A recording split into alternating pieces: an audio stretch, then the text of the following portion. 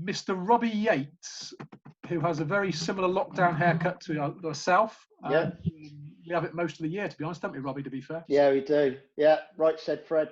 Yeah. But I am the better looking one. Right, let's get going then. So, Robbie works at Weymouth in the Conference South, or the National League South, and also is co-owner of Between the Sticks Coaching in Bournemouth alongside Neil Moss. And they've been going for, if I remember rightly, 14 years, I think. Is that right, Robbie? 18. 18. 18. Yeah, 18. So he works with obviously senior non-league goalkeepers at Weymouth and obviously grassroots goalkeepers at Between the Sticks. And you've been coaching for, was it 50 years, did you say, Robbie? Yeah, about that. Most probably I'm the oldest. So Robbie's got plenty of experience at that level. So Robbie, at Weymouth, obviously the players are not full-time, they're part-time. So I'm guessing that they train, twice a week, a Tuesday and a Thursday, then play on a Saturday? Yeah, spot on. Yeah, we train Tuesday evenings and Thursday evenings, and obviously game day on a Saturday. Okay. Yeah. So off the back of that then, my question to you is, how much time does that allow you to work with the goalkeepers? And does that mean that you have to prioritise the work in that limited time? Obviously in the pro game, when we've got them sort of 4 days a week, we've got as much time as we want. You've got 2 nights a week. And in that, obviously your manager might want them involved with the team session. So how much time do you get? And does that mean you have to prioritise your work? Yeah, it does. The contact time that you get with the keepers is vital at my level, because we are part-time, as you said. Tuesday evenings generally is the session that I'd get the most technical and skill-based sessions into them. So I'll be looking, because I'll have my pups in as well, so I'll have, say, 5 keepers. So I have to maximise the content that I deliver, but obviously I've got to look at them individually as well to make sure that I can sort of cater for each of them. But obviously with Weymouth, our first team keeper is actually a lone keeper from Bournemouth. Right. So the amount of times that he comes in with the training is minimal, because obviously he's working full-time at AFC Bournemouth, because he's a professional. Does that make it difficult for you and as a team? I think it can do. I think you've just got to make the best out of that situation you can. I mean, for me, it's the disconnection is a big thing for me, with like a player just turning up and playing games and not being seen at training can have a diverse effect on the performance, because you can lose that connection between the back 3, 4 and your keeper. So for me, I had to work hard on that. And so Bournemouth have been absolutely fantastic. And I'm not just saying that because I haven't sat there, but they have been great. And it allowed him to come in a few times for key work. But obviously, a lot of the stuff that we do is similar to Bournemouth, if not the same, ethos and playing through the third. So he knows all the patterns and stuff like that. Where on a Thursday, it's more game specific. So we go in the classroom, we'll watch the analysts, the videos, look at all the key points, and then we go out on the pitch. And then that's where I break up the keepers a little bit.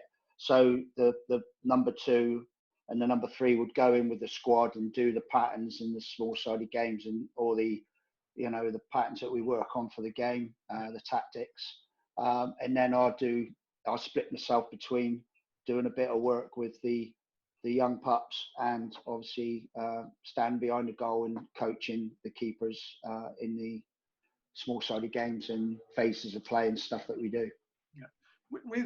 So having obviously a lone goalkeeper, is there a particular reason? Obviously clubs go down that route, and I understand it, but is there a reason you've gone down that route? Would you not be better off having your own goalkeeper who's going to be there all the time? There's always the risk that lone goalkeeper might get called back. What's sort of your reason, or Weymouth's reason, for going down the lone route? Yeah, it's a good question, Hale. I mean, I've made it clear, and it's been put out in public, that I'm not keen on lone keepers for certain reasons. Yeah. But at the end of the day, it's the club's decision, and I've got to, do my best for them. I think the main reason is down to cost. budgets. Yeah. Because to get a top rate keeper, you'll be talking quite a lot of money out of the budget. So by getting a lone keeper, basically you're saving yourself quite a bit of money for the squad. And the non-league, in our league, in the Conference South, the budgets vary. Obviously, size of club, smaller clubs, smaller budgets.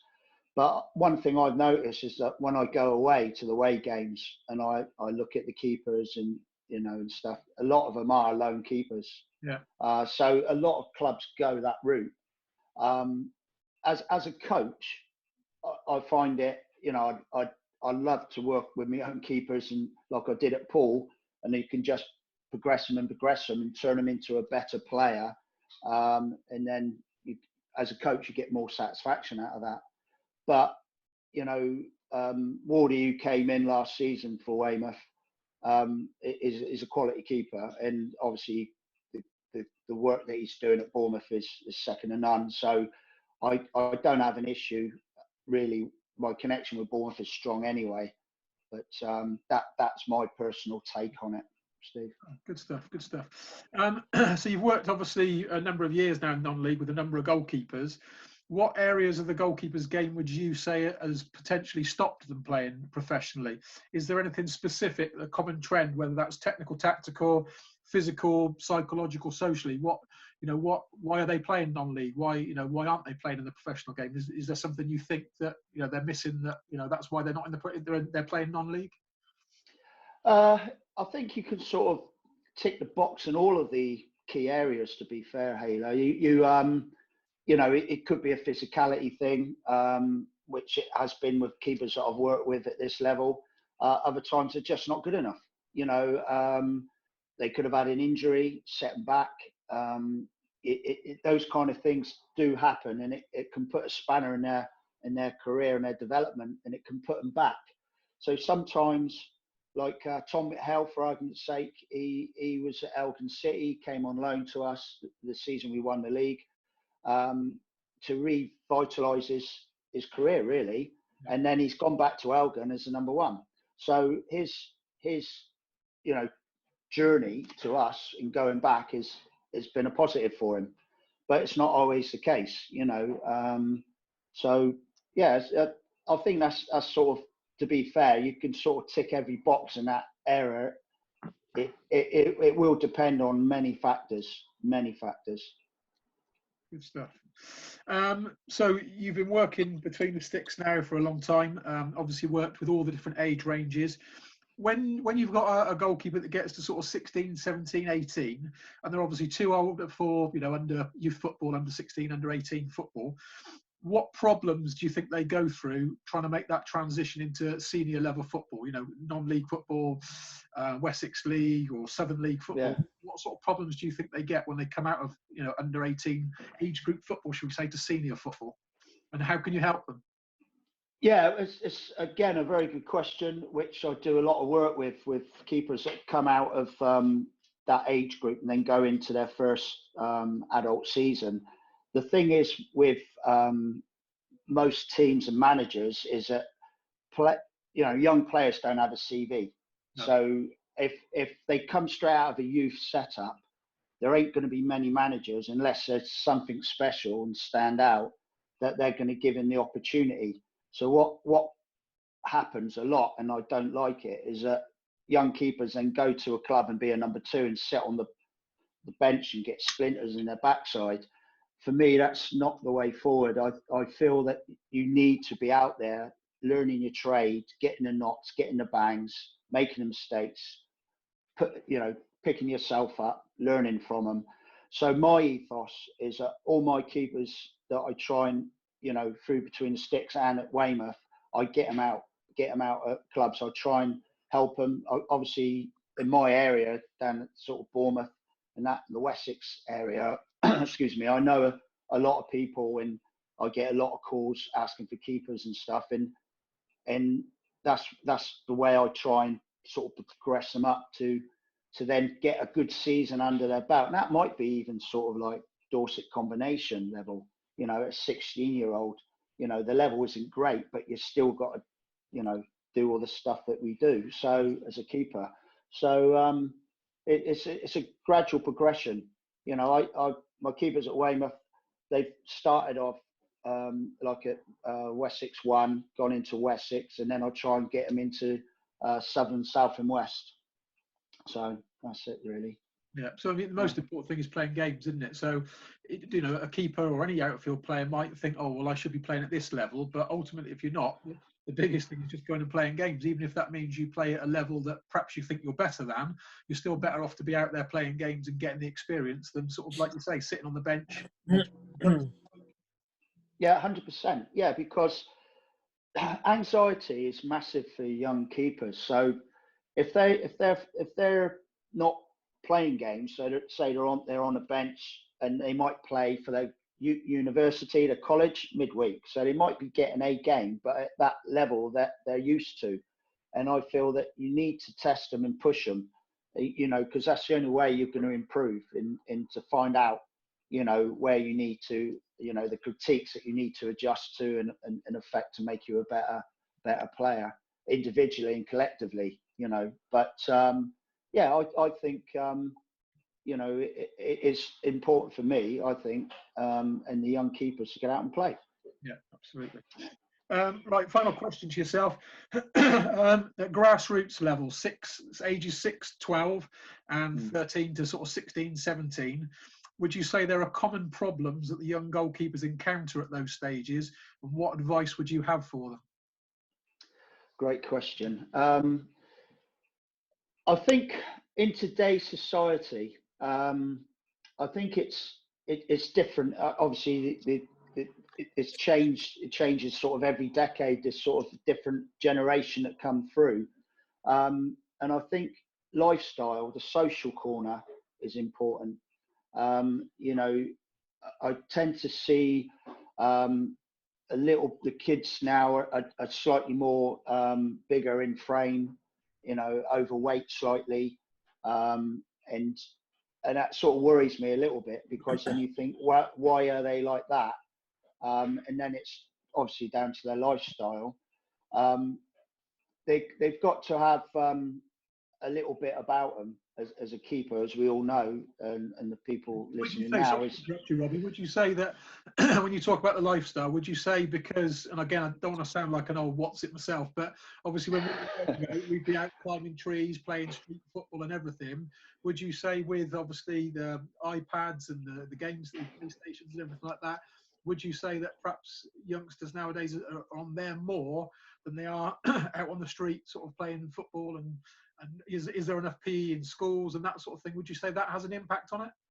Yeah, definitely, 100%. Because I mean, when we were younger, that all your education, your physical education, was at school, and you might have played for a youth team, or might have trained once a week and that. But now it's clubs.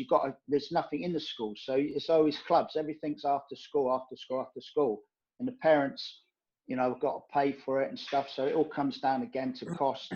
You know, it's so many, you know, it's like a can of worms, really. There's so many factors that can affect why a young keeper is not progressing or struggles or whatever. But I think, yeah, I think it is. It's just the way. I think there's not enough physical education out there to keep the kids fit and in shape, and they'll always struggle if they don't get the support or the help, and obviously that comes from the parents, you know. So nutrition is massive, and obviously another one is I hear a lot of is sleep deprivation. So they get a lot of kids stay up late and on the machines or their, you know, PlayStations or watching television, you know. And one more thing that I get a lot of at grassroots level is that they do loads of things. So they might do cricket, they might do swimming, they might do tennis, they might do karate, and you end up being a jack of all trades and master of none. So they're coming into you training, and they're already worn out. So it's a massive part for me, especially that phase 6 to 11, definitely. Yeah. Okay, I'm going to wrap that up there. What I'm going to do now is I'm going to open it up just for 2 quick questions. If anyone's got any questions for Robbie, I'll go for 2 quick questions now, if there are any. Then we'll move on. But at the end of all of this, there will obviously be opportunities for you to ask any further questions. So just quickly before we move on, is there anybody out there who wants to ask a question to Robbie? You can either type it or you can just wave your hand, and I'll quickly flick through and see if I can see anybody waving at me. And I can, you can speak directly to Robbie and put your question. So if you want to ask a question to Robbie on the non-league, then please wave your hand. Richard Ralph. Yep, Richard, once you've asked your question as well, could I ask you to put yours on mute once you've finished your conversation with Robbie, just because of interference across the rooms? That's okay, Rich. But Rich, fire away. Get your question to Robbie. Okay, so Robbie, I just wanted to ask, I currently coach under 8s, so we've had 2 seasons now, and we've rotated every player in our squad to be a goalie. So they're all taking turns basically. And my thoughts were that we do that for probably another 2 seasons at 7-a-side while we're under 9s and under 10s. And then probably when we're going into 9-a-side and we've probably got to go down to 1 team as opposed to 2 teams, then we would look to probably just have, you know, a rotation of a few goalkeepers. That's when they'll start to settle down a bit, the ones who really want to play and goal all the time. Just wonder what your thoughts were on how you know that works for you and other people that you've come across doing it as they move through the age groups. Oh, Richard, yeah, good question. Yeah, this it's down to basically the club's ethos. I know clubs, you know, at academies, they some do that and they rotate, and there's a lot of benefits from it, and I think it's a good thing. But a majority of clubs don't do it after a certain age of sort of around the 10s and 11s, and then they're starting to sort of settle into they want to be a keeper. It's a good question. It's definitely open to debate. I mean, I know some people that are for it and some people are not, you know, but there's fors and there's against, in my opinion, for rotation to playing goal. But it's one of me personally. I've never done that. So when I was at academy or the centre of excellence at Bournemouth, that they stayed in their position, the goalkeeper. Outfielders did move around, but the goalkeeper didn't. But in those days, the game was slightly different as it is today, with the sweeper keeper and things like that. So I think the way the game has changed and it's developing, I think more and more academies will rotate.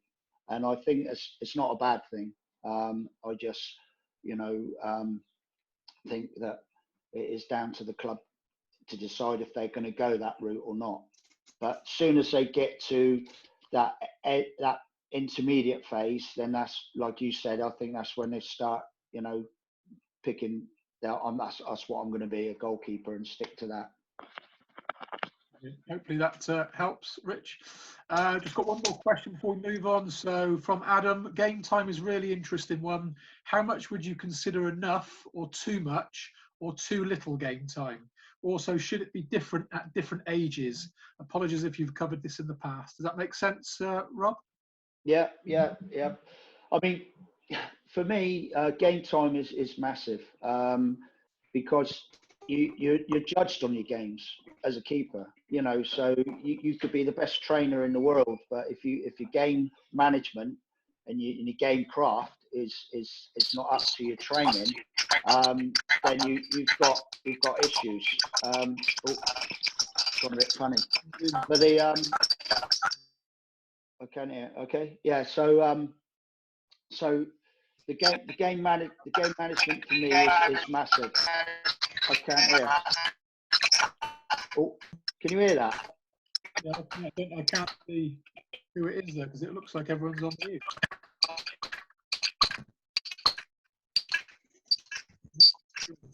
Oh, Keep trying, Robbie. yeah. So the more times they play in goal in their specific position. So obviously the view of the keeper is one dimensional. You're looking up the pitch. You're never looking behind, to the sides maybe, but not behind.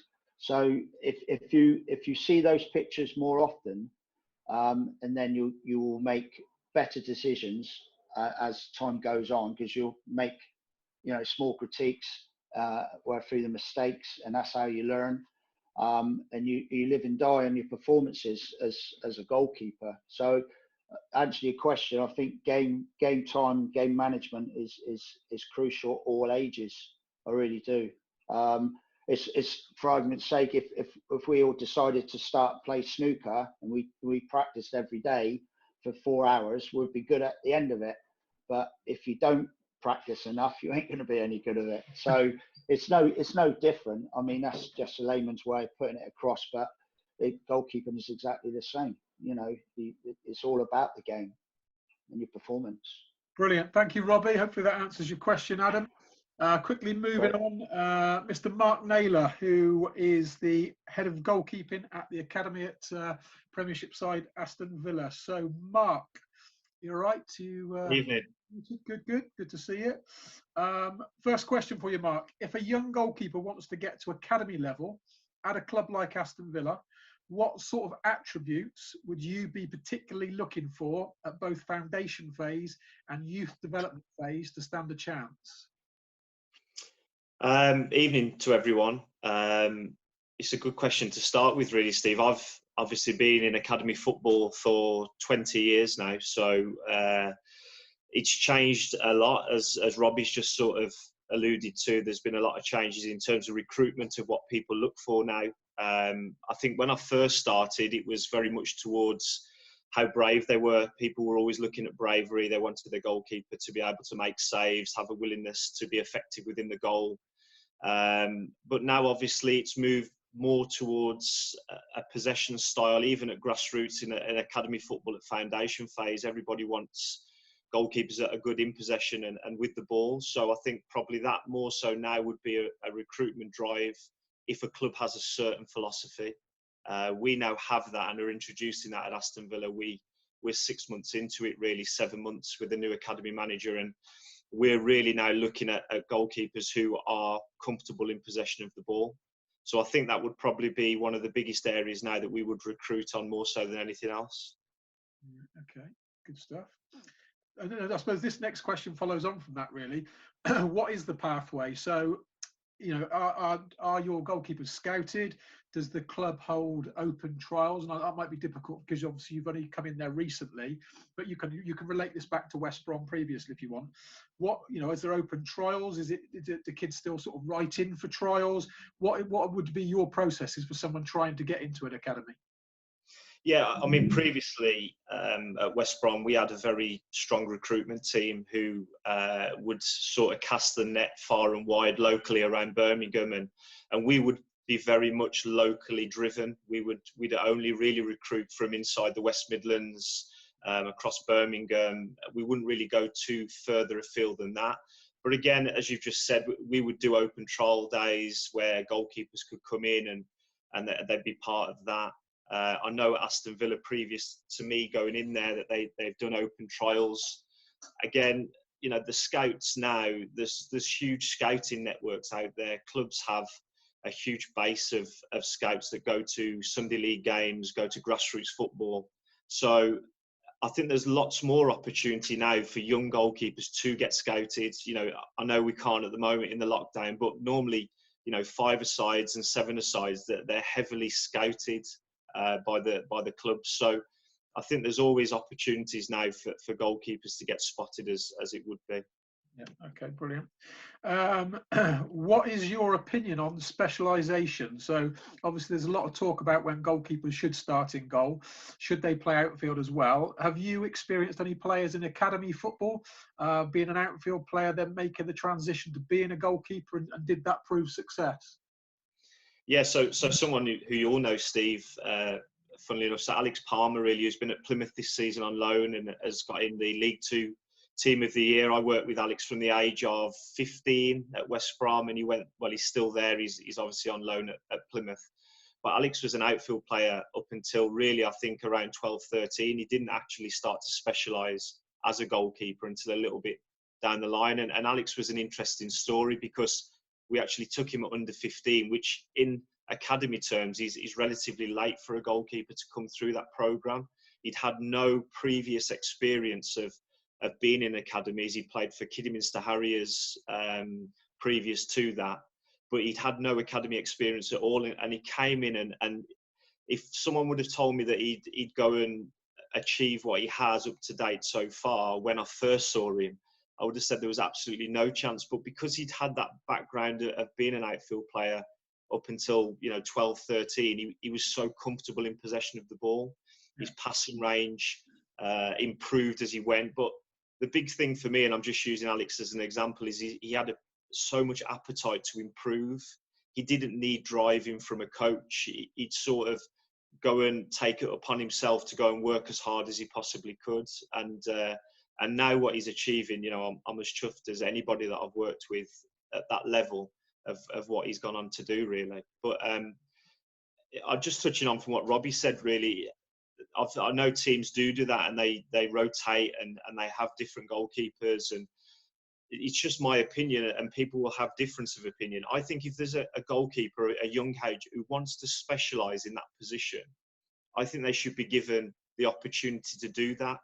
Because I think it's like any individual sport. I know we're part of the team, but if you want to play golf from a young age, go and explore and get as many opportunities being a golfer as you possibly can. And I always relate that back to a goalkeeper. If you want to go and play outfield, go and do that. But I think if there's a goalkeeper who really wants to specialise in that position, they should have opportunity to do that. Yeah, I agree with you there, because again, when I've heard debates about the specialisation and everyone should, they should try different things. Well, what if they really want to go in goal? They've set their heart on going in goal. Why are you going to stop that? Now, if you've got a grassroots team and nobody wants to go in goal, obviously it's a bit different, and then you might have to sort of mix and match it up. But if someone specifically wants to go in goal, let them go in goal. Yeah, I was very much the same, Steve. I wasn't a goalkeeper. I played outfield. Funnily enough, Aaron Hyde, who's on the call, who I played against for years when we were younger, and I still speak with now since he's gone over to America. We play against each other, but I didn't actually start as a goalkeeper until I was 13 or 14. I was a left back. Say that again, sorry? Score against Aaron? No, I don't think I did.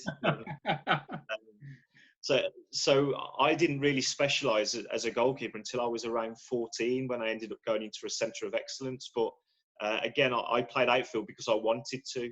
And then because of my physicality, I would probably say more so than anything else, I ended up playing in goal.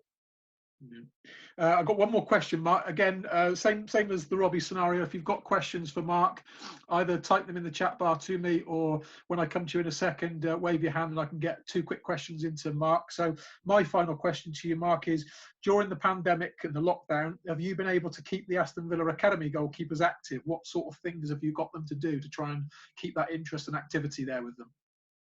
Yeah, so we've actually run a full programme still at PDP phase. And then I've got a goalkeeping coach who... Can you explain PDP to people who might not know? Yeah, so sorry, professional development phase. So the 17s to 23s, we've actually still ran a full online programme with them. So that's included a breakfast challenge. They've done Zoom, physical sessions. They've done a skills challenge after that, where it would be goalkeeping related. We've done things like Rate My Plate about nutrition. They've had afternoon running sessions. They've had goalkeeping specific SAQ sessions to be getting on with. So we've run that full programme. And then at academy level, I've got a very good goalkeeping coach who works with me called Mikey Pearce, who I've sort of inherited at Aston Villa. And he's run a fantastic homework programme for our foundation and youth development phases. Again, just giving them lots of things that they could be doing in isolation at home, things off a wall, lots of analysis tasks. We've asked our academy goalkeepers to become masters of the position and understand the position. Right. So now with YouTube and different things, we've given them tasks to go away with. We did a Zoom call with Pepe Reina the other night. So we had every academy goalkeeper and they sat with Pepe Reina and asked him questions around his career, which was fantastic for them. So we've kept them going, because it's a difficult time for everyone, and we understand that. And for parents as well, we understand that to try and keep them occupied is difficult. Fantastic, right. Great stuff from there, yourself, Nails. Got one question been sent in to me. What advice would you give to stay calm under pressure after a pass back? Again, that would probably come down to an individual in terms of their confidence and ability to manage the ball. I think if you're going to try to remain calm during that circumstance, you have to repeat it as many times as you possibly can. So again, I've just spoke about like the individual practice that you could be doing at home, even just working off a wall, just so you become comfortable with the ball, because then I think that gives you confidence in those situations when you do have the ball and it does come back to you. I think the more comfortable you are with the ball, the calmer you'll be. Brilliant. Okay. One final question. You can still get your questions into Mark later on in this session, but just one final question. I've got one from Honor 10. How do you integrate goalkeepers into team sessions? Funnily enough, the FA did a webinar on that, I think it was yesterday, I think. But so how to Aston Villa, how do you integrate the goalkeepers into the team sessions? So we have a really big position-specific programme at Aston Villa, which has been brought across from West Bromwich Albion, really. So that includes where the goalkeepers go and get involved with centre forwards, with defenders, with midfielders. But it's very position-specific led. So you could have where the defenders are working on dealing with crosses. So then our goalkeepers will go and get involved with that as a unit, as a defensive unit. You might have the centre forwards who are working on finishing from central areas. Then our goalkeepers will go and work on defending the goal. So we have a really strong position-specific programme. At foundation phase, we encourage them to go and get involved in possession practices. But again, for me, that has to be directional. I'm not overly happy with them being in the pitch, in the middle of the pitch. And I know you've got Anthony on, and Anthony's got some really good ideas about goalkeepers being integrated within the team. But for me, it has to be directional. I think you have to play in those possession practices in the direction that you're playing in the game. Although at times you may be required to play off the shoulder and open your shoulders up, I don't think goalkeepers in the centre of practices are really what I would look at. I'd rather have them directional. Brilliant. That's great. That's a great insight from Mark. And as I say, we will get opportunities to speak to Mark later on in the session. But I'm going to quickly move on now to the women's game with Mr. Willcock. And I'm actually going to start with a question from somebody online, Wilco, just so I get it in now and I don't miss it out. So the first question to you comes from Robbie Kelly. And his question is, I'm interested in any resources or drills for girls goalkeepers that I can run through in our lockdown Zoom sessions. I coach Celtic FC girls under 15s and under 17s goalkeepers, but my Zoom sessions have been under 11 to under 19s. So can I fire that one at you to start with, Wilco? You can do. Good evening, everyone. Hope everyone's all right. And it's probably similar to what Nails was saying, really. SAQ works really good, and depending on what you've got access to is, I think, dependent on what you can do. So, for example, some of our girls, they couldn't get access to decent pitches, so they couldn't keep up with any of their diving work. What we did do, we bought them all ball launchers, so they've all got a ball launcher each, which is, you can vary the speed. But in terms of Zoom sessions, anything around cone work, ladder work, things like that can just keep them going, but bring a ball into play as well. So it might be work through a set of ladders. If there's a wall at the end, you can throw the ball against, and then it comes back to you. Good stuff. Okay, hopefully that answers your question, Robbie. So, Wilco, you've coached in the men's game and the women's game now. How have you found the transition to the female game? It's been interesting. It's been really good as well, because my first experience was working with the England under 17s women. Got a phone call to go and do a 2-day camp at St George's Park while I was working with Port Vale. and they were very receptive to the information that you were giving them, the information that they required. They were asking questions back. There was a lot of confirming what they want to know. So when you put something across, why do you want me to do that, Wilco? What's the reason? And just their appetite to learn was absolutely brilliant to work with. So we did a full cycle with the under 17s, and then got the call off Casey to go and work with him at Manchester United. And the big difference for me was obviously on the physical side, and they're not as powerful as the men. So what we do is we play a lot of games against lads teams, sort of like youth teams, where technically we might be better than them in terms of passing, but physically the ball that we probably play that get there in a game that we play against, it won't get there that time. So we've got to be a little bit sharper and a little bit quicker with the thinking. But that's one difference. But for me, it's the appetite. Every day they come onto the grass and just want to learn. I'm not saying the men don't. You know, with some, they just turn up and they do what they've got to do and then they go home. The women just want to learn and learn every single day and get better every day they're on the grass. Going back to the physical aspect then, so I did, I think, one session with Mary a couple of years ago now, and it was the first sort of session I'd done with a female goalkeeper at that level, and I was really pleasantly surprised technically, like handling wise. You know, I'd liken it to a male goalkeeper equivalent, if you like, but I found that, like you say, physically, shots maybe not even right in the corner. She just sort of struggled a little bit in terms of power to get there. It would be a shot that perhaps I might have, you know, relating it back to the male game, I think, well, I thought I would have expected them to save, but it wasn't, you know, disrespectful to her. It was just I didn't think she had the speed or the power to cover that ground. Does that make sense? Have you found that at all, or because technically I thought she was really, really good. Yeah, and again, it's the power aspect's an interesting one because it's something that from moving into the women's game I've looked at in terms of sort of working from sort of hips down, so mainly around the ankle position and when they're diving. So females have weaker positions at certain points on the feet, you know, where the foot placement is. So we generally work from the feet up, and we'll sort of do a lot of work around their ankle and the strength around the calves and things like that, just to try and help it. But I think female goalkeepers are... Would that be an on-pitch session, or would that be like a gym-based session? Both. So we'll do a lot of pre-act. So we'll do pre-act around that. So we like to use trampolines, you know, the little mini trampolines, the rebounders. So we do quite a bit of work around that. And sort of calf raises as well, weighted calf raises. And then when we go onto the grass, we'll do certain movements that the S&C coach will take through. And then we'll go straight into the session and we'll work on certain things within the session as well to incorporate what we're building through. Fantastic. Okay, again, I'm going to jump from my questions because I'm already starting to get a few questions. You're popular tonight, Wilco. There's a couple here, so I'm going to use their questions and I'll come back to mine. So Omar Zini, I've got a 15-year-old goalkeeper that's lacking explosiveness. She's great in the bubble, but doesn't seem to have the power needed to plant and push for balls out of it.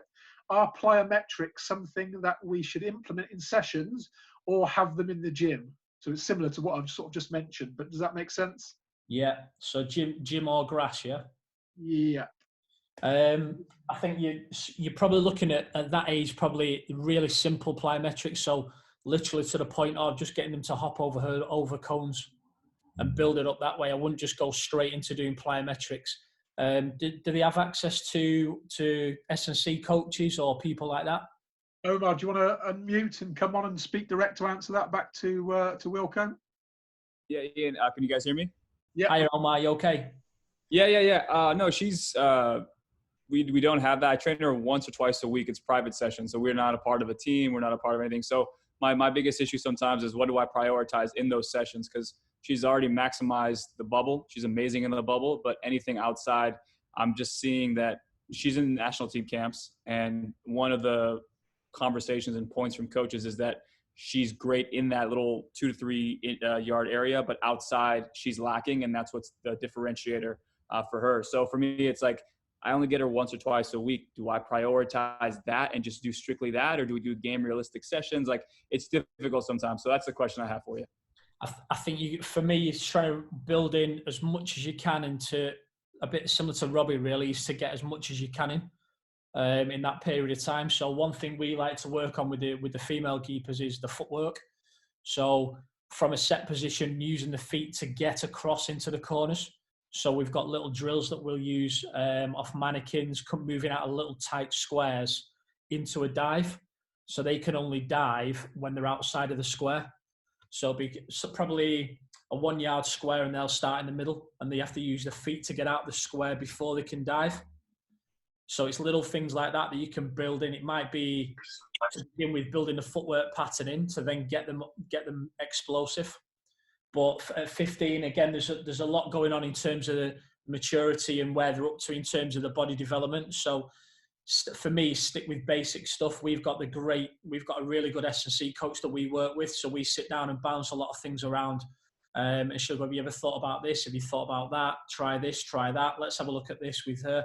And again, everybody's different. So what works for one might not work for somebody else. So again, it's really analysing what goes on. We use the iPads to film things close up. So we'll look at foot placement. So we use an app called Coach My Video. So it's a really good free app that you can get on the App Store. So we'll put the iPad right where behind the feet so we can see the foot placement.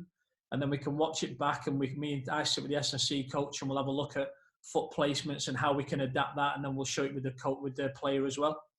So little things like that. We're fortunate we've got access to a lot of information at Manchester United. It's fantastic, and you can learn a lot being at the level we're at in terms of what you can tap into and the knowledge that's in the club itself.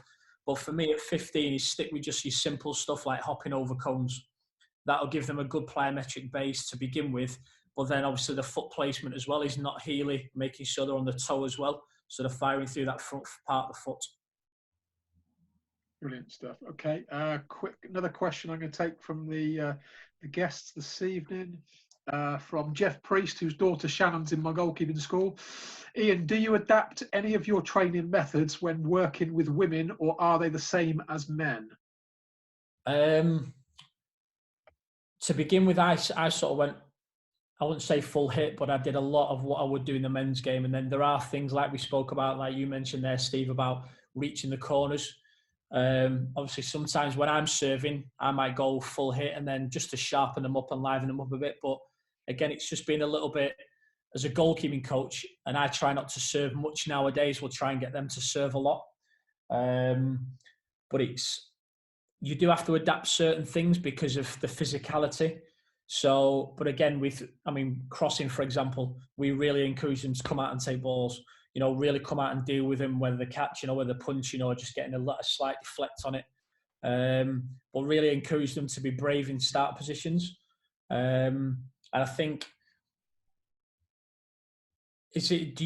sorry, who's asked the question? Do they work with female keepers now? Jeff, do you want to unmute and... Jeff, do you want to come on, Jeff Priest? Do you want to unmute? There you go. Yeah, sorry, mate. It was actually Shannon that wanted to know. Shannon actually asked the question herself. There's little bits, but marginally. I try and stick with what we did, what I've done in the men's game, and sort of I've adapted processes from there. But generally, I stick with what we've done. Again, like we said earlier, it's the physicality side of things. But we'll try and train them as best as we can in terms of what we want from them and what the outcomes we want from them as well. Brilliant. Yeah, for that. Yeah. Thanks for it. Good stuff. Final one from the floor before we move on is from Nick Hutchins. Psychologically, what differences have you noticed between the women and the men? Good question. They've got a real appetite to learn, and again, I'm not saying that is any different from some of the men's game, but the majority of the females that we've worked with at Manchester United, every single day, goalkeepers, outfielders, they just want to improve, and they'll even ask questions later on. So if when I'm still in work and they finish for the day, there might be a text you get going, when we did that this morning, can you find that clip and what do you think? So they're always wanting to improve. They're always thinking about their game quite a lot. Perhaps, say it's the same in the men's game with some of them. I wouldn't say all of them, but in the women's game, all my goalkeepers, without question, at some point have texted me and gone, when I did that this morning, can you find the clip and can we have a little look at it? We use a platform called Huddle where they can see everything every day. So when the goalkeeper session has been filmed, it gets uploaded onto there. But psychology-wise, I think they do think about mistakes a lot more than perhaps the men's side. So they'll delve into the little nitty-gritty of it even more. I try and sort of go, right, okay, we'll try and park it and move on quickly and go, right, what's the outcome? What do we want from that? Yeah. So they do sort of think about the mistakes a little bit more than perhaps what I've experienced before. But again, we've got a process that we use where we just try and move them on from that as quickly as we can and not dwell on it. Fantastic. Hopefully that answers your question, Nick. Right, we're going to move on again. You'll have opportunities, hopefully, at the end to come back to Wilco, Mark, or Robbie so far, but we need to move through. So I'm going to move on to Mr. Wayne Brown, who works in League One with Oxford United. So, Brownie, if you want to unmute. Good stuff. Right, Brown. Hey, guys. Hi, all. I want to ask you about development path of a young goalkeeper at a League One club. What are the difficulties? So what I'm thinking along the lines of is obviously Jack Stevens, who I know as well, signed for you. Did he sign for you at what, 17, 18 years of age? Is that right? 17, yeah. 17, yeah. So just under 17. So he's now 22. So you're at a League One club. When you try to loan a goalkeeper out, obviously they're not going to get a loan to the Premiership or the Champ or probably League One. It's generally going to be below in the pyramid. How do you manage that process? What's been difficult in that process and what's actually worked out well? We just concentrate on Jack. We were quite fortunate with Jack, to be quite honest. He'd come in and he didn't really play too many youth team games. So we tried to put him on loan straight away, just to like various clubs around the bottom of the pyramid, just to get man games really, just get him beaten up a little bit. Then he come back for us for a year, and obviously he got his pro. And then once again, we were fortunate. He went to Oxford City and had 20-30 games there, and then Tamworth, both in the Conference South. So that really kicked him on. And now he's drawn a line now. So he's number 2, but he hasn't played for 18 months. So you're looking. My personal opinion, I'd rather him go out and we get another keeper in. But that ties up. It's all different scenarios. So because he's only played 2 league games, if he plays 6, then we got to play him, and then we can't bring an emergency loan in, and it's just all swings and roundabouts. So regardless of his development side, he's done really well, and now he's frustrated now because he's a number 2 goalkeeper. He just every day he's like, "Brownie, I need to go out on loan," because he knows what he wants to do. So he needs to get games before he can come back in and play in League One. Is that so? Does there come a point where do you as a club think, right, he's at that age, he's at that experience, do we back him and throw him in, or does that become difficult because it's a bit of a gamble? Obviously, you're trying to get promoted out of League One to the Championship. Does that become a gamble then that perhaps it might not be right to take from a manager's point of view, or how do you deal with that process? Well, we had a perfect scenario this year. He could have been playing, but we was in the top 4, top 5, can't remember. And our managers just turn around and go, "Listen, I can't play him." I go, "So if we were mid-table, bang, he'd be playing every game, not a problem." But when there's so much at stake, obviously our manager wants to go up. We all want to go up. He decided to get somebody else, and we got Jordan Archer in the end. So he took it on the chin, and to be fair to him, he's been different class training wise. You know him yourself, don't you? And his attitude's first class. So, but next year he'll be going out on loan, and we'll be getting somebody else in to cover. That ties in quite nicely to my next question, because I want to put a scenario at you. So you don't go up this season, you stay in League One. Simon Eastwood gets a move, so you're now looking to recruit a goalkeeper. So once again, you're aiming to be challenging to get promoted to the Championship. What type of goalkeeper, in your opinion, the manager's your opinion, would you like to go for? I.e. a proven League One goalkeeper who hasn't maybe played Championship, or a keeper that's been a number 2 possibly in the Championship, or someone else with different experiences? So what type of goalkeeper would you would like to recruit if possible? If it was me, I would probably go for a loan, a young goalkeeper from the Premier League. Right. Somebody, I don't know, with regarding Anthony or somebody like that who's good enough, and we just, because it all's down to budgets as well, isn't it? Yep. So you got to put that into perspective as well. I think I would go for a loan. I'd love to have my own goalkeeper, but you know what football clubs are like. They rather have 2 decent centre forwards and spend a load of money on a goalkeeper. So it'd probably be a loan. But if it's a manager, it'd be down to probably be 6'6", comes from crosses, kicks everywhere, both feet, sweeps. Don't they all do that? Don't they all do that? Oh yeah. But yeah. So, and they won't tell them off if they miss a cross neither. Good stuff. So right. So, in your opinion, who do you feel are the top 3 goalkeepers in League One, and why? The top 3 goalkeepers, in your opinion, and why? So I'm putting you on the spot with my questions to you, Brownie. Massively. I've been out of the game for 9 weeks. I'm going to have to say my own goalkeeper, because he's been steady and he's been different class for the last 3 or 4 years. Yeah. Oh, blimey, that's a toughie. You want to come back to that? I'll ask you the 4th question. Come back to me later on tonight. Right, so you currently coach at 2 different ends of the spectrum, in that you're obviously working in League One with the goalkeepers there by day, and obviously you've got, again, like Robbie, you've got a successful grassroots goalkeeping coaching business by night. So what does each aspect give you as a coach? So you're working with the kids by night, League One goalkeepers by day. As a coach, what do you get out of that? What sort of what does each aspect give you as a coach? As a coach, a bit of normality sometimes. If that's, but you're going from professional goalkeepers to some kids can't even catch, and maybe a little bit of just the simple things, but it puts a big smile on your face. So I love both ends of it. It's really, really good.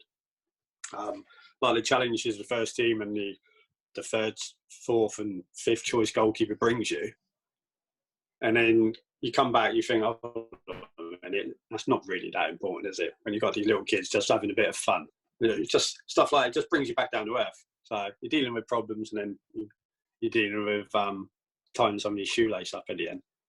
100%. Because he won't take his gloves off. 100%, I agree with you. I'm exactly the same. I get the same.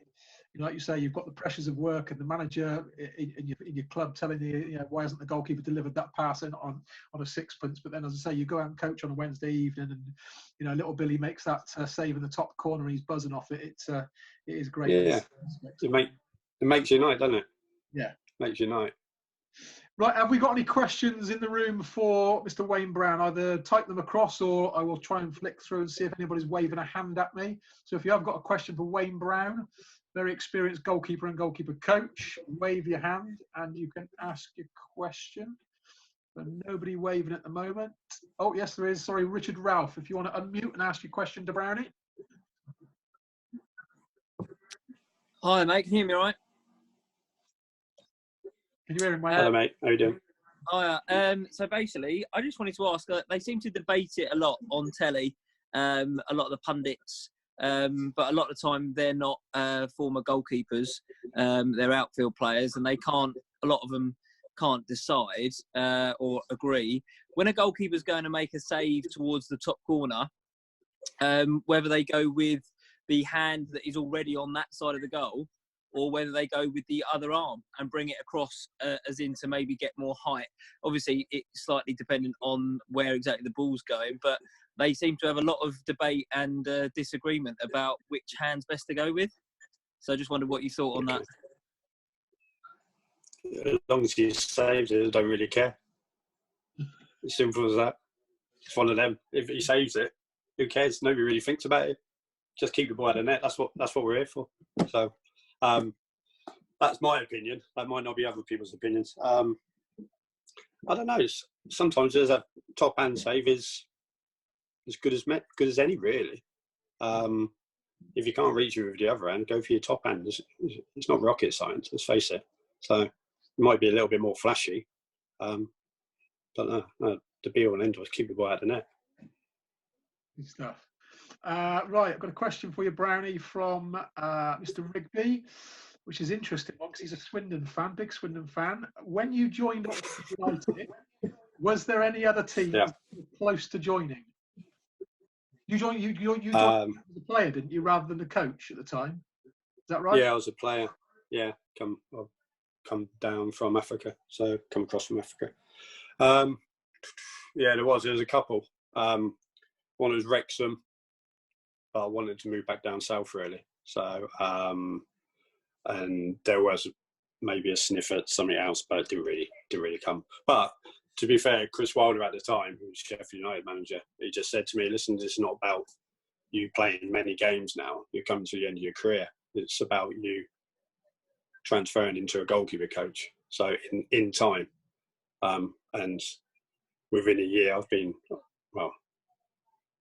played a couple of games. Obviously got sent off on my debut, which is perfect. And then,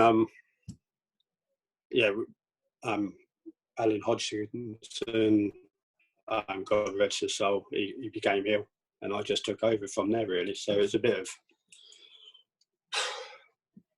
of just going into the fire, really. It was a tough one, like playing a dual role with a goalkeeper, being a number 2 goalkeeper and a coach. I found one of the hardest things I've ever done, especially when your first team keeper is your mate and you still want to push him, but you can't really train properly because you're focusing on him, and it's really, really tough to keep yourself at that sort of shape. Good stuff. Okay, I've got a question from, I'm not sure if it's Jeanette French or whether it's Dan or Zach, the boys, but the question from the French family is, what do you think the difference is between the mental problems pros face and the children? The what, sorry, mate? So what do you think the difference is between the mental problems the pros face and the children? Very similar, really, aren't they? Very, nobody really wants to lose, and whether you've got parents on the side, maybe shouting, whether they're doing what, it's the same in the stand. Probably a little bit more, I don't know, as a children, you don't know how to express your feelings, do you? You got mum and dad having a go at you or something like that. It's not nice. Nobody likes being criticised, do they? So, and then when you're in goal, especially at pro level or any level really, blimey, and you're playing in goal, you've let a goal in, whether it's the first 5, like Nick could tell you, and nothing worse. First 5 minutes, you let a goal in, and you got 85 minutes just to thinking, I could do this game being over today. But it's just all pretty much similar all the way through, I could well imagine. So I've even now, I think back to when I was 9, we lost the Hampshire Cup or something like that, and I let a bad goal, and it still haunts me now. So I could tell. So it's one of got no end. But yeah, even so, you never really think about your good bits, even though there could have been loads and loads of good bits in your career. There's all that negative always beats louder. Right, final question for you, Wayne, then we're going to move on to Mr. Colgan. This is from Omar. Having played professionally, how do you balance empathising with your goalkeepers and what they're going through on a day-to-day basis and remain that disciplinary figure and come down hard on them? There's ways and means, isn't there? Blimey. As a goalkeeper coach now, and when Nick probably said the same, we didn't really have goalkeeper coaches back then.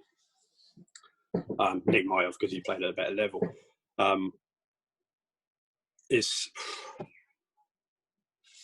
You read it, you read their mood. You know what it's like, Steve. You read their mood.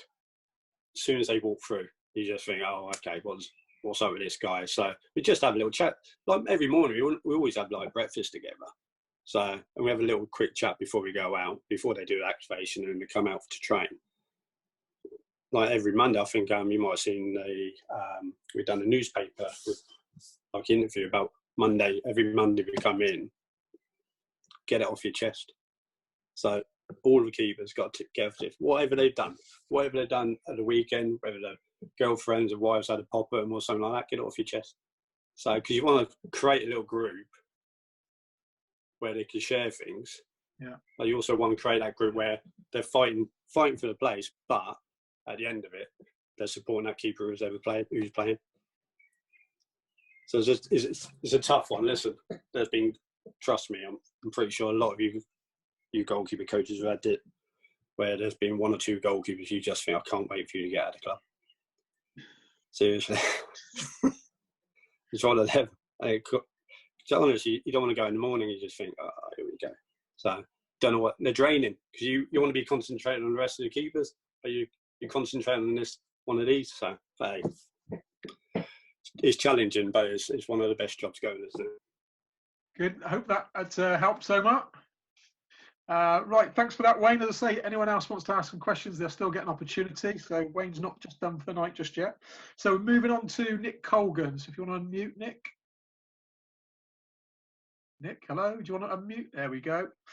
Right, so this, in a way, sort of leads on from what Wayne was saying about. So you obviously went from being a professional footballer to starting on your coaching pathway, Nick. Now, a number of ex-pros get jobs straight away in a first-team environment. You obviously started in the academy at Huddersfield. Was this your plan all along, or did it just happen that way? And did it help you then when you went on to a first-team job? So did the academy work actually help your coaching pathway when you went into the first team? You know, how was your transition from player to coach? Yeah, I mean, first and foremost, it was always my plan from the age of 17, 18. I knew that when I finished, I wanted to coach. I'm very, very lucky to finish playing at Huddersfield Town and go straight into the academy. I probably fell on it at the right time, to be honest, Steve, because the EPPP had just started. So each academy needed to employ a goalkeeping coach.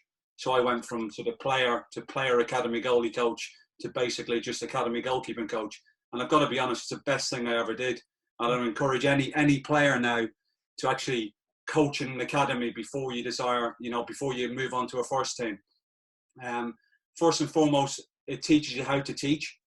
So, because I don't care what level you've played at, whether it's international, Premier League, non-league, it doesn't get you ready to be able to, to impart knowledge, to put on sessions. I put on sessions in the academy and I've walked away thinking, oh my God, that was awful.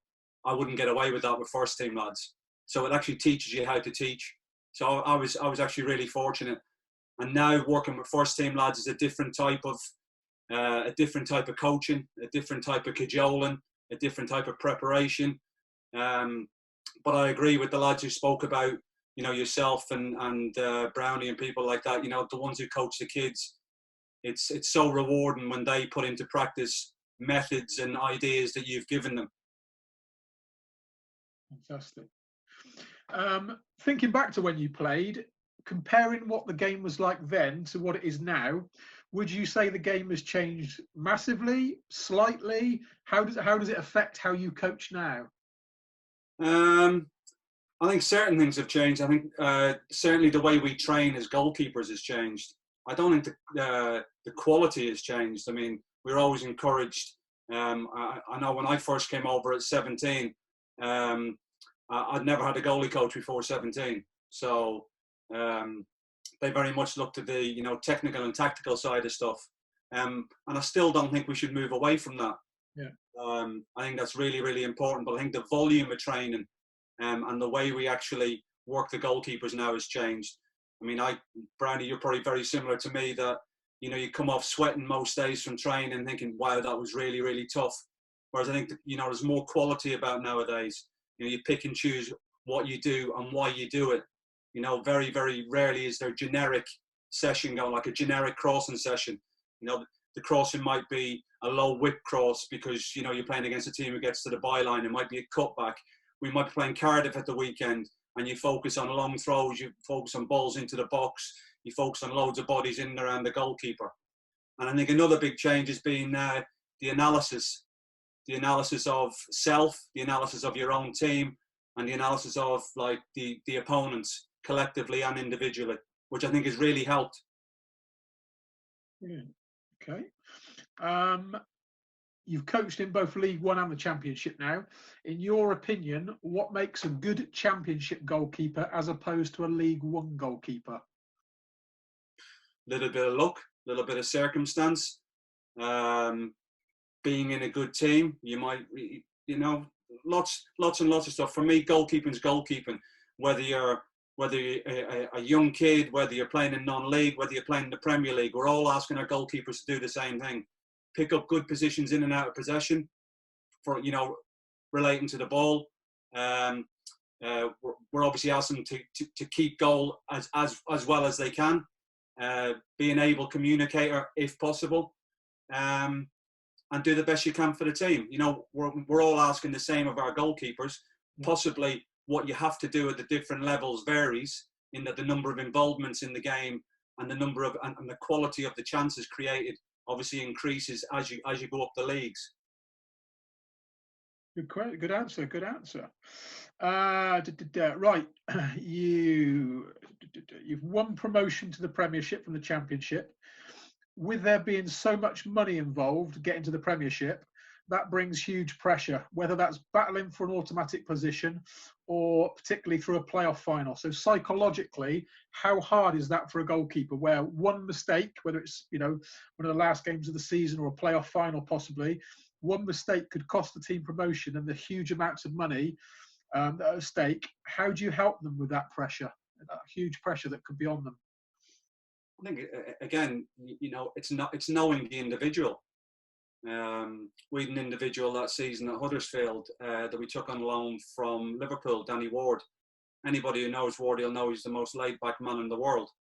You wouldn't know if he was playing a Sunday league game or a playoff final. So he was like that. He was very easy to coach. But I think it's respecting the individual. Certain goalkeepers need you there a lot. Certain goalkeepers want to watch all their clips. Certain goalkeepers don't. It's respecting the individual that you're working with. Would you, again, at the clubs you've been at, Huddersfield, Wigan, did you have specific psychologists there that would do sessions with goalkeepers, or did you feel that it was your role to be that psychologist? What do you think to that? Well, we didn't have psychologists, and we don't at Wigan either. So I think you play your part as a goalkeeper coach, but again, it's respecting the individual. Certain people want to be spoken to before games, half-time, afterwards. Other people don't. Other people want to drop you a text in the evening with how do you think I did. Some people want to watch the clips, other people don't. So again, it's going back to just respecting the individuals that you're working with, knowing what enthuses them, and actually putting on sessions that they want to do and that they need to do. Do you find at the end of a game, say there's been an incident within that game, are you like from my own point of view, at the end of a game, I don't unless the goalkeeper really wants to discuss something, I don't personally like to sort of reflect back on the game straight after the game. I like to go away. I like to sort of let the situation calm down, look at a certain incident in the game, because I find sometimes when you watch it from a bench, you actually get a different picture when you watch on a laptop. And if a goalkeeper's made a mistake, I don't like to make too big a thing of it. Even like putting my arm around them and saying, I like to almost like leave it and then maybe talk to them later that night, or ideally the next day or on Monday morning when I've reviewed it and everything's calmed down. Would you be one that likes to talk, or would you really sort of get to know your goalkeeper first as to whether they'd want to talk at the end of the game? So same answer to the last question. Knowing the individual you're working with. Listen, when someone makes a mistake, there's they know, they don't need to be told or reminded of it. And when you do eventually speak to them, whether it's after the game, whether it's on the way home, whether it's on a Sunday to Monday, whenever they want to speak about it, for me, it's always important to ask them what they saw from the goal. We all have managers who turn around and say, what was he doing there? Well, hang on a minute, I don't know. I'm sat in the halfway line here. Let me speak to him. I'll get his perspective from the goal out, because what you see from the side is not what you see from the goalkeeper's perspective. So, Good. Right, I've got a couple of questions for you. These are sort of linked from Aidan and Evan. I'll ask them both, but I think they look sort of linked. How do you deal with issues of confidence with your goalkeepers? And what is something to think about after a big mistake in a big game? So they are sort of linked to do with confidence, really, I guess. Yeah.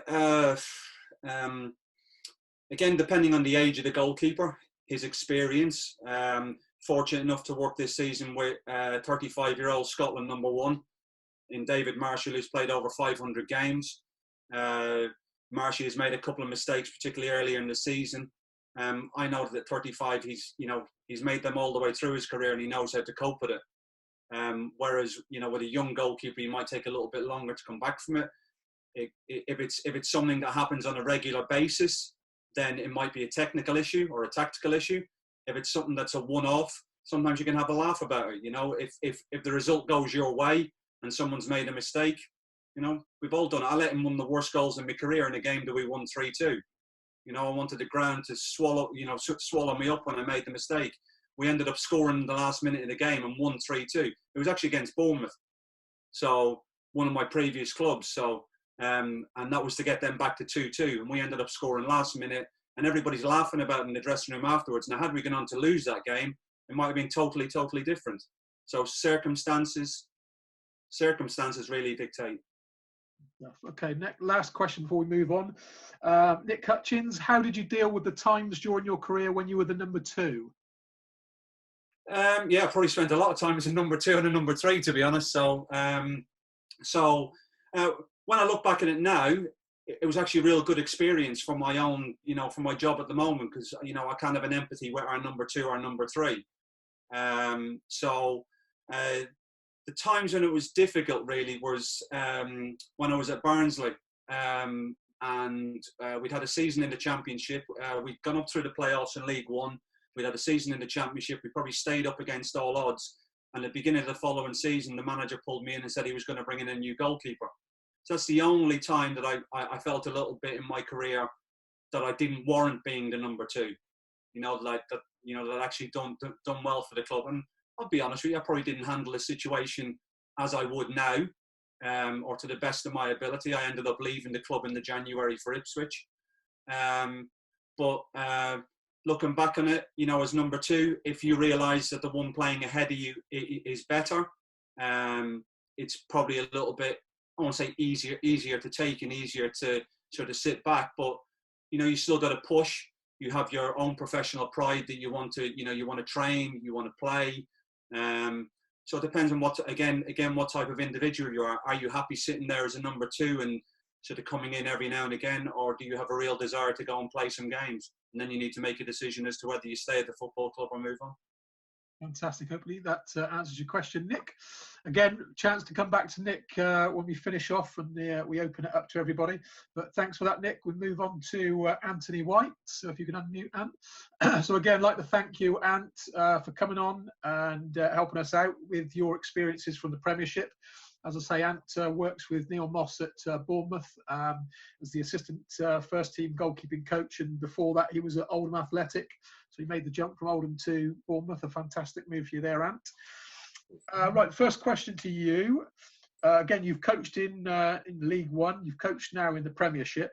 What separates a League One goalkeeper to a Premiership goalkeeper? So sometimes I've heard people talk, not necessarily about goalkeepers, but about outfield players, how sometimes it's actually harder to play in the lower leagues than is in the higher leagues, because perhaps pitches are better, the quality of the players around you is better. So what would you say sort of separates out why isn't a League One goalkeeper playing in the Premiership? I think I'd probably go back to Nick's point in the respect that Aaron Ramsdale, less than 12 months ago, was playing in League One, and now finds himself playing in the Premier League. So it's probably a really good starting point to say, what is the difference? If he was good enough to play at the bottom end of League One, and now finds himself playing in the Premier League and having a very good season. What has changed for him is probably his maturity. I'm not saying that every goalkeeper has to do everything that everybody tells them to do or offers to them, but Aaron's sort of developed over the last 24 to 30 months what works for him. He's worked out what he needs, what he wants, the people that he wants in his life, whether it be from a coaching perspective or family.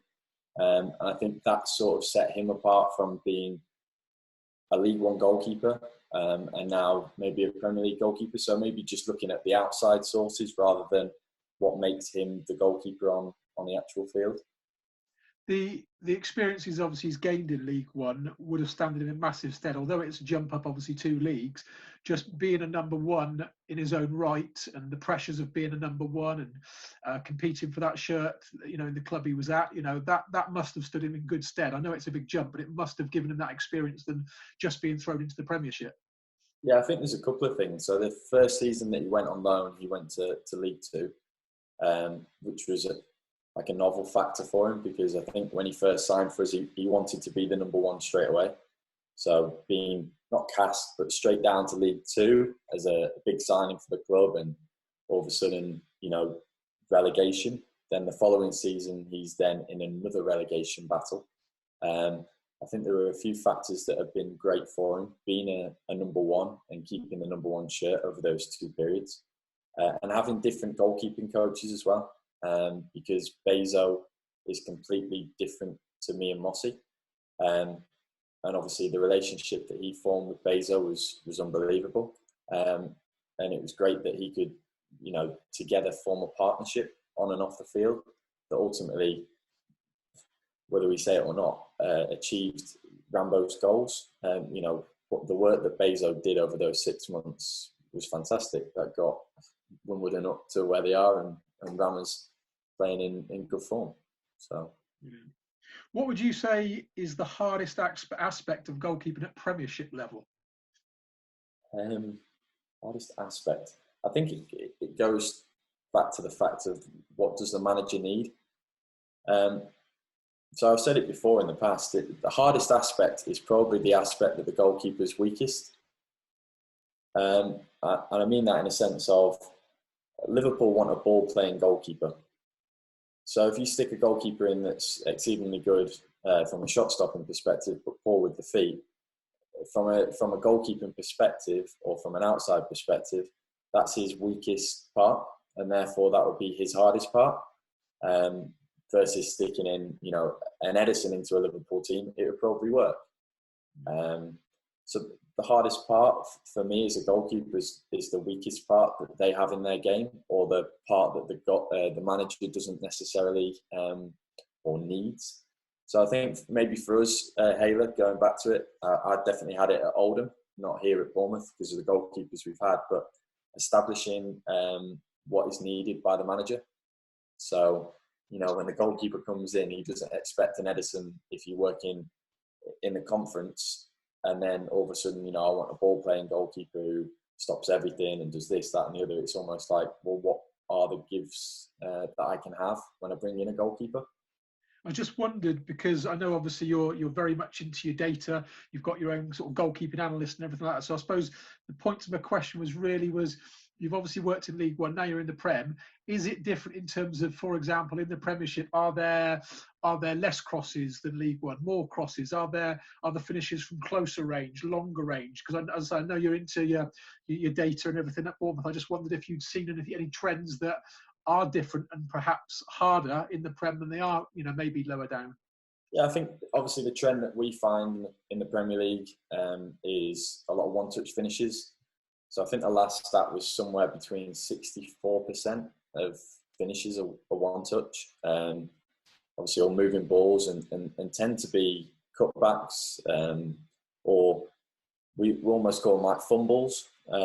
So ricochets, just non-clean contacts. So as goalkeeping coaches or as goalkeepers, we all want these clean contacts, or we all want the perfect service. But at our level, and I'm sure at various different levels, the majority of goals that are conceded are not that case. Are served in different ways. One touch, two touch, and they're definitely not from the same sedentary spot every single time. I'm going to put you on the spot a little bit like I did to Brownie earlier. Who's the best goalkeeper you've worked with, and why? What has set them apart from others? Yeah, so So I'm probably really fortunate at Oldham. I had Thomas Kuszak come in for 6 months. Really lucky, to be honest, because I was only 21 and had this, Champions League goalkeeper turn up. What can I give to him? And really, if anything, it was the fact of like his professionalism. Obviously, I can't speak after he left Oldham or before, but what he did for that group at that period of time, whether he was the best in possession or a shot stopper, it was more his professionalism as a goalkeeper and as a pro.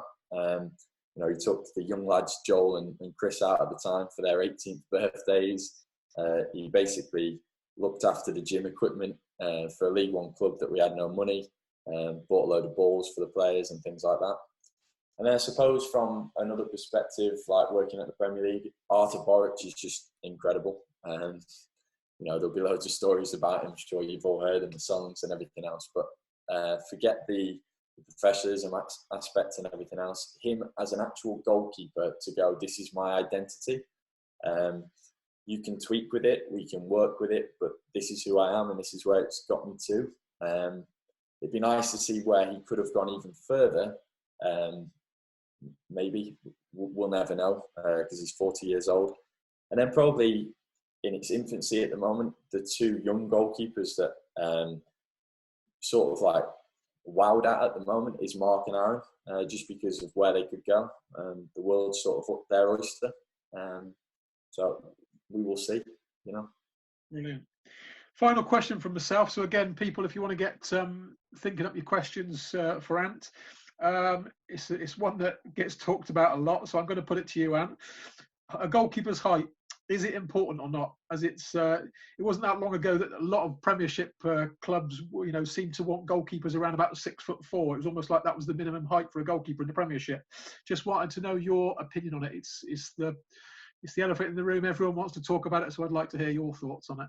So I'll go with a few stages for you. So the first one is the league. So if you go based on stats, I'm not solely convinced on stats, but if you look at things like, is there a lot of aerial balls played into the box? If there's a lower aerial balls, is that a factor? Then where are most goals scored in the Premier League? They're sort of medium to lower height rather than the top corner. So there's one factor. The second factor would be if you have a goalkeeper that's 6'6", who can only jump 20 centimetres in the air, and his wingspan's also 6'6", versus a goalkeeper who's 5'11" but can jump 60 centimetres and has a wingspan of 6'2" maybe. What's the difference? I think the overriding factor, which every goalkeeping coach on here will agree with, is what does the manager think? Or what do the players that he's playing with think? Or what does the crowd think? Because perception's a big thing, and we've had a conversation about at the moment with kit. But if you've got a goalkeeper in there who's maybe 5'10", who can do exactly the same as a 6'6" goalkeeper, but the people that he's charged with, whether it be defenders or whether it be managers, don't feel particularly comfortable, then you're onto a losing battle already. That's a fair point.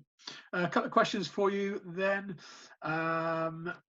First one is from Robbie Kelly, and where's it gone? You've had a few come in.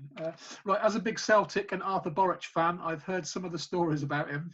Is he hard to control as a person during sessions? No, not at all. The first season I was there was the second season in the Prem. His simple instruction to me and Mossy was, I want every session to look different, but please, freedom to do what you want. And then the final, the last 3 seasons, he's been number 1, number 2, number 2, number 2. Really, I think he's quite respectful of the fact that the youngsters are coming through the building at the moment. He enjoys the outfield training, so he enjoys going into the outfield training, whether it be a rondo or anything else, and that's the stage of his career at the moment. So I think we have to be respectful of whether we think the rondo is good for him or not. That's what he wants to do. That's what makes him happy, and it keeps the group happy. So yeah, no, it's no problem at all. If anything, he's quite a big character on the pitch. A couple of more questions coming for you, Anne. This is a good one because it involves another coach on here. Mark Travers went on loan to Weymouth and worked with Robbie. How do you think the loan spell helped to develop him as a player and working with another goalkeeping coach whilst playing as a regular in their first team? I think really well. Like I said before, we had a really good relationship, or we do, with Robbie and with the club. So the assistant manager, the manager for Weymouth is also the assistant manager for the 23s. So it's twofold really, in the respect that Mark went into an environment where he didn't have, or from a coach's perspective, we wouldn't perceive that he would have any pressure, because he's going into an environment where he knows everybody. He knows the players because they're either ex or current players of Bournemouth. That may be perceived to him as pressure. I don't know, but for us as coaches, we would perceive it as not, because he's going into quite a familiar environment. Robbie was fantastic. You know, he hasn't got the resources we have, but he used to send back all of the analysis the best he could, and still does now with Wardy. So I think it was just nice that it was his first loan. He was very young, and it was an easy transition for him, because when Mark came back to be the number 3 in December, we sent our younger lad back there again, and he became the number 1 for the next 6 months. So it's just a nice transition. I definitely think it helped Mark just progress through the club, because Mark's actually really well respected on the training ground at the moment. So it's his sort of next test now to go back out on loan at a higher level. Brilliant, thank you. A couple more questions before we start to wrap the evening up. Gareth Aiken, hi Ant, how did your time in America after leaving the almighty Sandbach School help shape your goalkeeping philosophy? Yeah, he's only said that because I used to go to school with him. I didn't even realise. Yeah, time in America was great, I'll be honest. You got to see different methods over there. You got to see different ways that goalkeeping coaches and goalkeepers were brought up. I'm sure any goalkeeping coach or goalkeeper that's been here or has experienced America sees it in a different way. What would that have been? That would have been 8-9 years ago now. They were sort of in the phase of where we are now. They might be transitioning to almost social media type goalkeeping at the moment. I'm sure Omar can point more on that. And I think it's probably a really good job that Aaron's got at the moment of trying to formalise sort of the education over there in America. But in terms of the experience, unbelievable. You know, I came away from there with a degree. I'm very lucky to come back to Oldham at 21 to get a first team role, which I didn't sort of expect. Done. Okay, a couple more questions. We'll have to try and wrap it up. Ben Jeffrey, I will come to your question. It's more a generic one, yours, Ben. So I will come to yours. Don't panic. Omar Zini, if a goalkeeper is having a shocking session, can it be seen as a useful tactic to let them figure it out on their own before providing any feedback? Can this be seen as a form of stress training? Yeah, I think it depends on who you're working with and the stage of the week as well. So especially if it's a Friday before a game, knowing the goalkeeper, like Nick's already spoken about, is going to be a little bit different to maybe a Tuesday session. And also, what does that Tuesday session look like if you just come off the back of a 5-0 loss? So I think it does provide an element of stress training if it's built into a development plan or it's understood from who the goalkeeper is and what stage of the week they're at. If we were to do that with Aaron on a Friday, we wouldn't know what maybe we would get on the Saturday. If we did that with Mark on a Tuesday, it may be a really good opportunity for us to delve a little bit deeper from a psychological perspective. So yeah, I think stage of the week and previous games or future games is really important. Okay. Nick Hutchins, hi Ant, how much of what you coach with the goalkeepers is pre-planned and how much is reactive to what has happened in a recent game? Yeah, good point. So we work on PDPs, so like personal development plans, or IDPs, individual development plans, sure, like everybody. We're really fortunate in the respect that we have a lot of young goalkeepers, and Artis sort of goes over with the outfield players. So we're able to pre-plan the elements of training, so like the individual points we may look for. But something we're sort of discussing at the moment that's come off the back of a few conversations is, instead of planning for action, so planning for the individual actions that we'll look for, like the blocks, and really getting quite biased or stuck up on certain things, we're more looking for maybe the interactions that occur on the pitch. So how does a goalkeeper interact with the environment? How does a goalkeeper interact with different coaches or players? So instead of, personally for us, getting het up on certain actions that the goalkeepers might do, we're sort of going away from that now. Planning a session, looking at different elements that we may want out of the session, but ideally, how does a goalkeeper then interact with the session? So a little bit fluffy, a little bit maybe too in depth, but yeah, that's where we're at. Okay. A couple more questions. We've only got about 7 or 8 minutes left. From Ari, in regards to fitness as a goalkeeper, I've been focusing a lot on cycling during the lockdown. In terms of running, what type of training would you recommend, e.g. interval, continuous, and over what distance or time? Yes, the only thing I would say, and this is something that we've done more from the goalkeepers over this period of time, is forget the bikes or forget the running in terms of prescription, and just go and do what feels good for you. So in terms of interval or continuous, I'd probably pose a question back to you: what does the actual position look like? So it's not continuous. It's, you know, I think the last stat, if we want to go off a stat, is 98.6% is a walk in a game. 1.4% is just above a jog, with a variety of different, saves, etc. So I'm not sure that continuous running is the way forward. There's definitely some really interesting studies out there about different twins and things like that of muscle type of fibre, but I won't bore you on that either. But yeah, for me, it'd be more interval-based training. Do the movements that it looks like for you, and try and just get it as fun and as interactive as you can. Please don't get heads up on sort of, I have to complete a 5K run in 22 minutes or anything like that. You know, just go and have fun, go and experience different challenges. I think me and Aaron have had this conversation just about, I saw it the other day, I don't know whether you guys did, on tag. Like, there's like a tag competition on Sky Sports at the moment. It's brilliant. So there's like kids of like 16 to 20. They're in this massive room and just playing tag to get a minute or whatever. And I think that's brilliant. You know, just different movement competencies, just getting up, down, roll about, jump off, go and be a kid, rather than trying to be a triathlon or whatever else, a triathlete or whatever. Brilliant. Thank you very much, Ant, for your time. I'm going to try and fire through a couple more questions. We've only got about 5 minutes left. Ben Jeffrey's question I'm going to come through because he's asked a couple of times now. I'm going to address it to Wilco. I'm biased on this one, so I cannot possibly answer this question, especially with the gloves in the background. Wilco, I've got young Ben Jeffrey would like to know what goalkeeping gloves would you recommend? What do you think is the best quality and why? I think it's with your own preference, really. It's trying what suits. I know you do your own, Steve.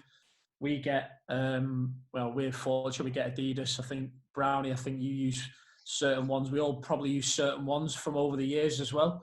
But I think it's whatever suits you, whatever you find works for you, whether it be a flat palm, roll finger, negative cut, all the different types that are about now. It's whatever you find comfy that suits you. Okay, hopefully that answers your question, Ben. Ryan Curtis, you haven't put a question. You've put a question to Mark. You haven't actually given me the question. Yeah, I couldn't be bothered to type it, Steve. It was quite a long one.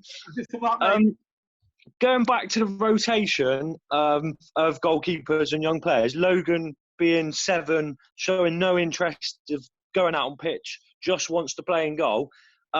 Is training enough for the ability of his feet, or should he look to maybe have a game out on pitch or anything like that?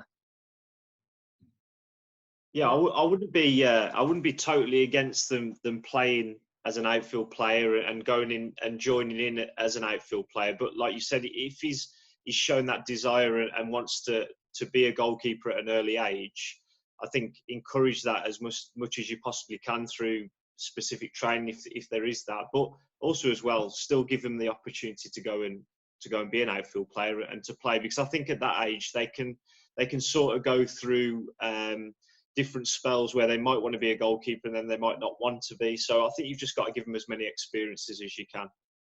Brilliant, thanks. No problem. I set this as 1 hour 45. I think it's 1 hour 42 at the moment. I have got a couple more questions to be asked. Hopefully, if we all just disappear off here, it's because we've run out of time. Hopefully, it might give me the option to extend. But just to warn you, if we all disappear, it's because we've run out of time. Just try and fire through a couple more quick. Another one to you, Mark, from Aidan. I've recently become a goalkeeper. I used to be an outfield player, and I am comfortable on the ball. My basics are there. How would I take my goalkeeping ability to the next level? Yeah, so I was going to touch on this before. I think it's what Nick spoke about as well, is that ultimately, as a goalkeeper, it's about defending the goal, because that's what managers at any level will want. They'll want goalkeepers who can defend the goal and make saves. So I think probably if you are a comfortable footballer, continue to work with that, but then also look at some individualised coaching where you can practice defending the goal and defending the area a little bit more, and expose yourself to as many game scenarios as you possibly can. Okay, good stuff. Another quick one for you, Mark.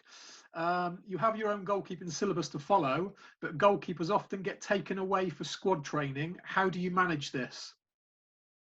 I think it's probably what a lot of people do. We try and get them out as early as we possibly can, especially at the professional development phase. So I try and get out early and get my work in before they're actually needed by the team. But also I think it's about having discussion with the staff that you're working with to try and come to a happy medium where everyone's getting a little bit of work and you're getting your time with the goalkeeper. But then if they are going in with the team, I don't think that's the goalkeeper's time to become redundant. You have to go and work with them within the game then. So don't just think that you're just working on a specialised area individually. Go and work within the team as well. Okay, going to come to you, Nick, on this one. For a coach looking to learn and gain experience, is it best to reach out to coaches such as yourselves to ask to come and watch sessions? Is that allowed at pro clubs?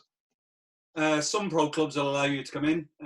Very fortunate at our place at the moment. Our gaffer is very, very laid back. He'll welcome anybody into the training ground to come and watch training if it can help at all. Obviously, at this present time, with everything that's going on, training grounds are very sanitised places. We're actually planning to go back to training next Monday in very small groups. So at the moment, it's probably not a good time. But moving forward, yeah, you know, certain clubs will let you in, certain clubs won't. We're very open at Wigan. Okay. Everybody welcome. Brilliant.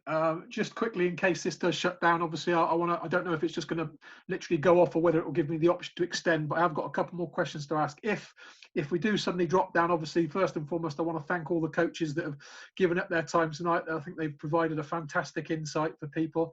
And I've tried to get through as many questions as I possibly can, but I'll try and carry on for a couple more minutes because I have got a couple more questions from people. But if we do shut down, thanks very much, everybody, and thanks to all the guests that have come on. So I'm going to go to Ant again.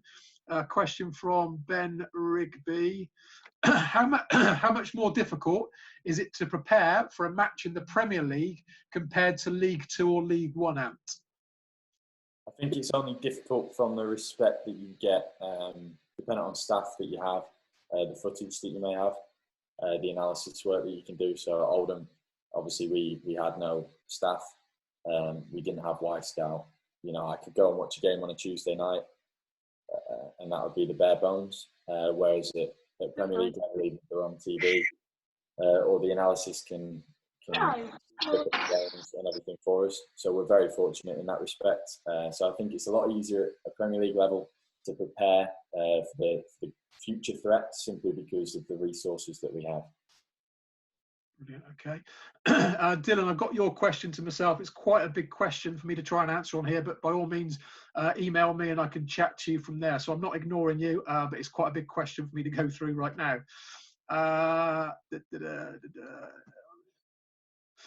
This is to Wilco. Do you find the way you deliver sessions in the women's game differ to the one in the men's? When I was asked to start coaching in the women's game, other coaches mentioned that it's something I should think about. Do you find the way you deliver sessions in the women's games differ to the ones in the men's? I think probably the best thing to say about that is, as a coach in the women's game, they'll ask you why do you want me to do that, Wilco? So you've got to have your rationale behind why you want them to do that. And again, sometimes it might not be that I want you to do that. I'm giving you a different option. Just, have you thought about trying this? So it's almost a sales technique. Have you almost thought about trying this? Give this a try. Let's see if it works. But it's bringing, as a coach, it's having your rationale behind why you want them to do certain things. That's the biggest thing for me, really. Brilliant. This is to Ant again. What is the most valuable resource for you to perform your job? I think it's people around you. So obviously the experiences that you have. So I was very fortunate at Oldham. I could lean on different coaches, especially Nick. He certainly helped me out in many different ways. And then obviously your peers that you work with, whether it be close connects or the goalkeepers that you have. And finally, just being open to different things. I've leaned on Aaron quite a bit over this period. He's probably been really bored of me, but just reaching out and listening to different people and getting their experiences. Excellent. Nick, I'm going to come to you.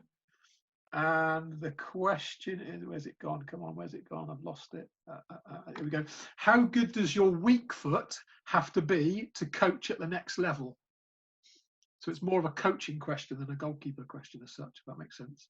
Yeah, listen. I think if your weak foot is good and you're doing a lot of the serving, then if you can cross with your left foot, cross with your right foot, brilliant. I think we're still striving as coaches to improve, whether that's by watching other coaches, by improving yourself, by listening to podcasts, by doing stuff like this. So personally, you're always trying to improve. I think I put a decent cross in with my left foot. I'm not too sure I've got much pace on it. But we have got one of our goalkeepers who's got a wand of a left foot who can serve as well. So it's always something to practice, isn't it? Both as a coach and as a player. Brilliant. Okay. Alex Grantham. I'm going to throw this one at Robbie. Robbie's had it too easy for a while, so I'm going to throw this one at Robbie. What are the key principles to include in a pre-match warm-up? Do volleys into hands warrant the big focus they often have? I think there's a place for volleys. I mean, it's nothing wrong doing a set. Some keepers do. I've worked with, they just do a set, 2 sets of 10, and that's it. But the warm-up will be down to the keeper themselves. It's their individual preference. I've worked with keepers that hardly do anything. They're so laid back. They just want to, a few balls smashed at them, a few crosses, a few kicks, and they're in. And then I've others that want a real blow and a bit of a sweat on. So it will come down. So what I do, at Weymouth, when we won the league, we had 5 different keepers. And what it was every time they come in, I'll say, right, you lead, you tell me what you want for your warm-up. And they would lead it. And then obviously I would take on board and then carry it on for the next game. So it really does depend on the individual for that question. But that's it, really. Yeah, I've got another one for you, Robbie, because I think this one sort of suits. I think this is from Chris Nifsud. I think it's probably more at the grassroots level, really. How do you adjust your training session when you have keepers at the same age but different abilities? It's something that I do work with my coaches at BTS, is that the biggest factor for a coach is identification. If you can't see as a coach what's happening in front of you, then I think you've got problems. You need to have it. You develop it as you move on as a coach. Don't get me wrong. You don't suddenly come overnight. I mean, all these guys here have got years and years of experience, and they've got better as they've got older. But they all had a gift of seeing the pictures. So as a coach, if you've got, say, 6 keepers, 5 keepers, and you're working them and you've got that scenario, then obviously you're doing the same thing. You don't want to change it for any individual, but all you do is you just back off. If you're serving, so you may lead, one keeper may be physically bigger, you know, but the same age, they most probably could take the ball with a little bit more pace on it. And then the next keeper might be same age but smaller. You just back off the pace a bit. Sorry, so you have to. 1 second, Rob. Really just to interrupt you 1 second, Mark Naylor's got to go offline now to see his young lad. So I just wanted to thank it from everybody to Mark Naylor, who's been fantastic giving his advice from Academy. So Mark, have you got one more final comment to say? But I really appreciate you coming on tonight. No problem, Steve. Thanks a lot. Thanks to everyone as well. Good to see you. Yeah. Bye. Bye, Mark. Sorry, Robbie, finish off, mate. Sorry. No. Yeah, no, that's fine. No, yeah. So it's when you've got a group of keepers, they will be different. You could have 5 keepers in front of me now, and every one will be different. So you've got to identify it and work each one to get the best out of them. So they come away from the session feeling good, which is important. Make it fun, and everybody's happy, and then you know, the development will go from there. Really, put them in a good place, keep it fun. What a mate. Nick Hutchins, this one's directed at myself. Has Lewis Ward spoken to you about the time he spent on loan in non-league and whether he felt he benefited from it? Yeah, Nick, he has. We've had a good conversation about his sort of pathway and the clubs he's been at. He definitely did. Exposed him, obviously, coming out of Reading Academy, going into a couple of clubs, Aldershot being one. I think he had an unfortunate experience, but it was an experience for him in terms of he actually had to take a penalty in a penalty shootout for, I think it was for Aldershot, and he unfortunately, he'd saved the penalty and done really well in the game, and then he actually missed the penalty in the shootout. And it was ironic because it was actually, there was a couple of other outfield players who didn't have the bottle to step up and take a penalty, and being a young goalkeeper on loan, he was actually put in a situation where he was pushed forward to take a penalty, but he did have the bottle to step up, and unfortunately missed by a fraction. It struck the post and came back out. I actually remember seeing it actually, but he certainly gained a lot from the experience of going into non-league, playing senior football where it meant something, you know, getting smashed up by centre halves and centre forwards. And similarly, I had this conversation with Wes Fotheringham because Wes played on loan. I think he was at Crystal Palace at the time, but went out on loan to Bromley in the conference. I think a conference at that time. And again, it was like a complete different world going into that. And again, the physical aspect of it more than anything, you know, being beaten up really, and he gained a lot from that. And so, you know, I'm certainly a massive advocate of the loan system and getting your goalkeepers out, as is Robbie, as is probably Brownie and most of the goalkeeping coaches on here. It's massive to get them to go and get the games and playing a lower level, and you know the difficulties that level brings. So it is definitely a massive experience for the goalkeepers. And I've not spoken to many who have not liked it or, you know, not got something out of it. So it's definitely a big eye opener and a good thing for them. So hopefully that answers your question, Nick. Right, okay, we're going to wrap it up there. I could go on forever. We've been on here for an hour and 54. So hopefully everybody's taken something from it. I'd really like to thank Ant for stepping in late, for Nick, for Brownie, for Wilco, for Robbie, for obviously Mark, who's just gone offline. Really appreciate them coming on and giving all their vast experience and knowledge out to everybody. Hopefully the people that have come online, who have asked questions, who have just sat back and watched, have taken something from it. And I'd like to thank all of you guys for coming online as well. And most importantly, obviously at the moment, you know, even though the lockdown's eased slightly, just please stay safe with what you're doing and get your football fix wherever you can, really. So that's it from me. Thanks to everybody for coming on, and stay safe. Thanks, Steve. Steve. Cheers, Steve. Cheers, guys. And all of the coaches. Thank you. Thank you.